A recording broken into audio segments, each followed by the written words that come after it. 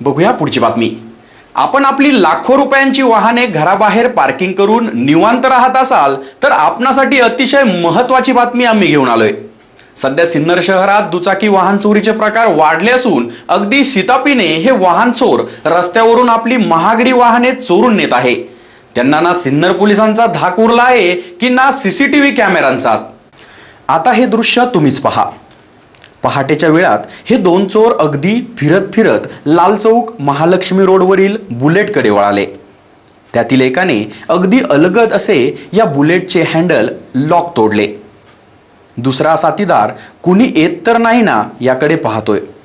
साध्या पद्धतीने handle lock तोडून वायरिंग मध्ये प्रक्रिया राबवून ही बुलेट चालू करून ती पळवून नेण्याची संपूर्ण घटना सीसीटीव्ही कॅमेऱ्यात कैद झाली खरी, मात्र हे चोर काही कैद झाले नाही।